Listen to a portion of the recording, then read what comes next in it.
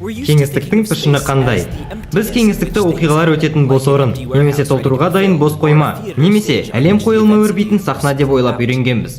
Бірақ жалпы салыстырмалылық теориясы бойынша кеңістік жай ғана бос орын емес, физикалық, динамикалық нысан. Бұл болжам көптеген эксперименттермен расталды.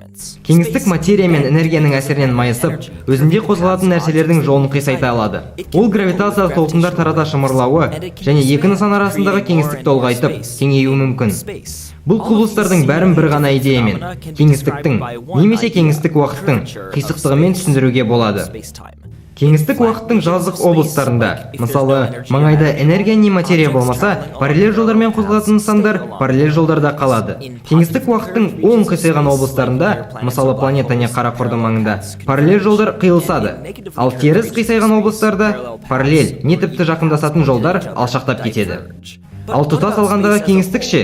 Егер ол барлық жерде оң қисайған болса, ол бірақ кеңістік пішінін алып гиперкартоп пішінін қабылдай алады. Егер бір бағытпен жеткілікті ұзақ жүрсеңіз, түптің түбінде бастапқы нүктеге оралар едіңіз.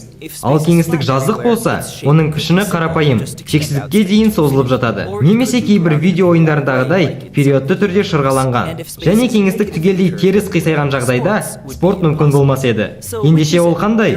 Әлемнің үлкен масштабтағы қисықтығын өлшеудің екі тәсілі бар.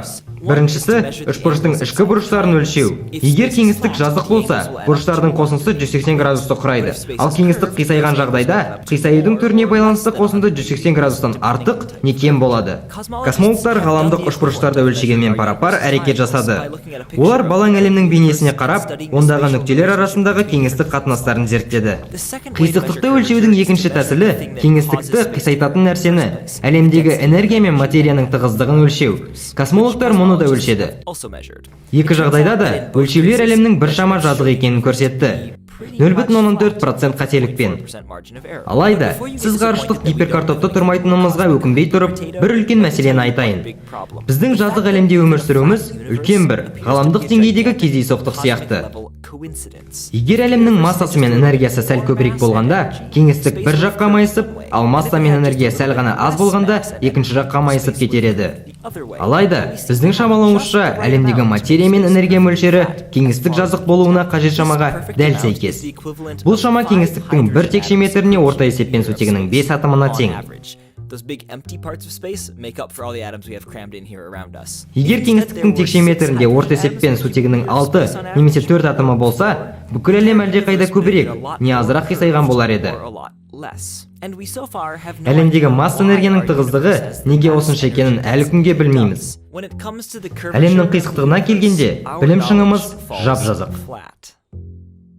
Hey, this is Henry. As you may have noticed, this video was a collaboration with my friend Jorge Cham, who does PhD comics, and Daniel Whiteson, and they have a new book out called We Have No Idea. This video is based off a chapter in it, and there are plenty of other chapters about other things, like what is time, what is dark matter, dark energy, kind of the limits of our knowledge in physics and science in general. If you want to get a copy of We Have No Idea yourself, you just go to wehavenoidea.com, and you can find out different ways of buying it there.